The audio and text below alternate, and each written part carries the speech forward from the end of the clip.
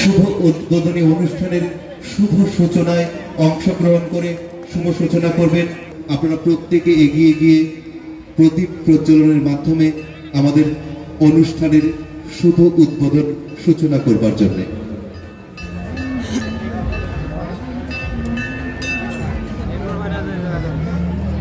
প্রদীপ প্রজ্বলনের মাধ্যমে আমাদের এই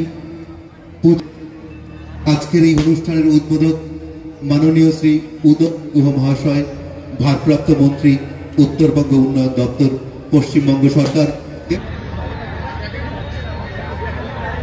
এরপরে আমরা বরণ করে নেব শ্রীমতী মীনাক্ষী বর্মন সরকার মহাশয়কে, সহসভাপতি, তুফানগঞ্জ ২ নং পঞ্চায়েত সমিতি।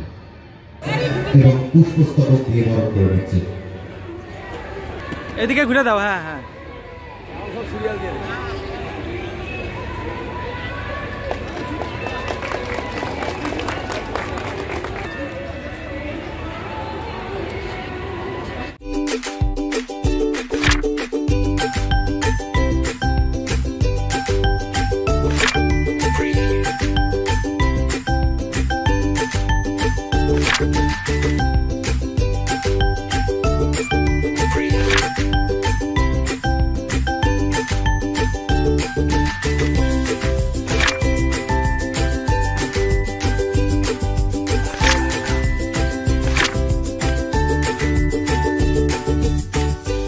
সেখানে পৌঁছবার ক্ষেত্রে তাদের কোনো সমস্যা না হয়। রাস্তাঘাটকে আমরা আরো আধুনিকীকরণ করবার চেষ্টা করছি। আমরা রাস্তাগুলোকে একইভাবে আমরা যে পেভার ব্লকের রাস্তা, সেই রাস্তা করবার চেষ্টা করছি। আমরা পানীয় জল বিভিন্ন জায়গায় পিএইচই যেখানে দিচ্ছে, বাড়ি বাড়ি পিএইচই পানীয় জলের বন্দোবস্ত করবে।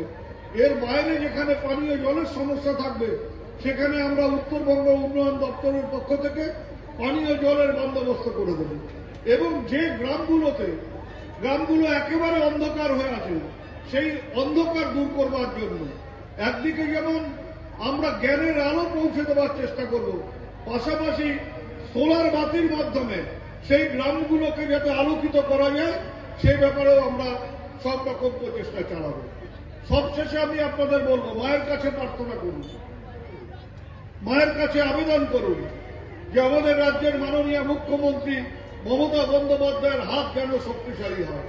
মমতা বন্দ্যোপাধ্যায়ের হাত যত শক্তিশালী হবে, গ্রামের মানুষের হাত তত শক্তিশালী হবে, গ্রামের উন্নয়ন তত ত্বরান্বিত হবে।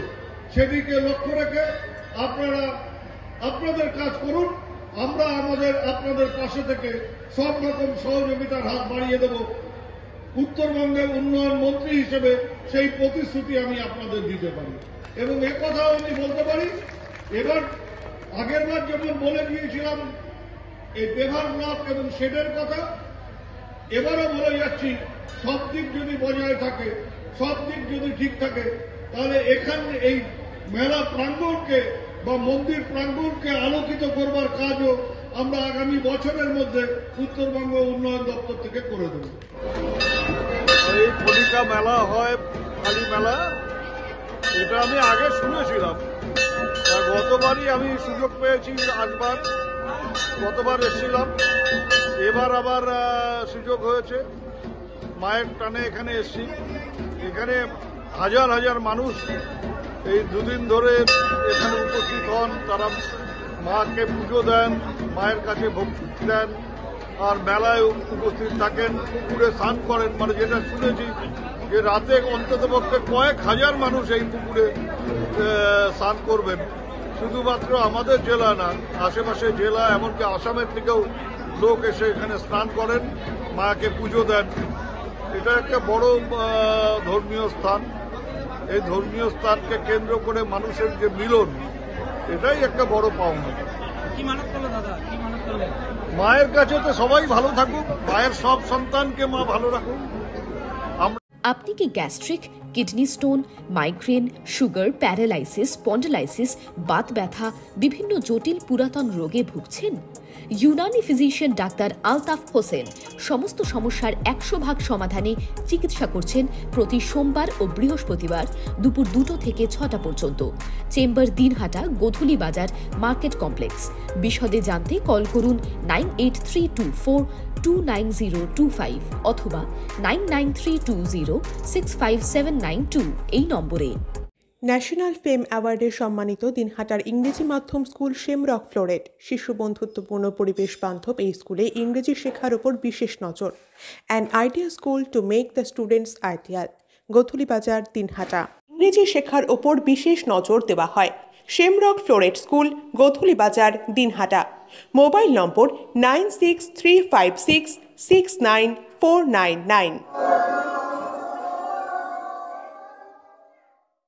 This channel does not promote or promotion any illegal activities. All content provided by this channel is meant only for educational purpose only.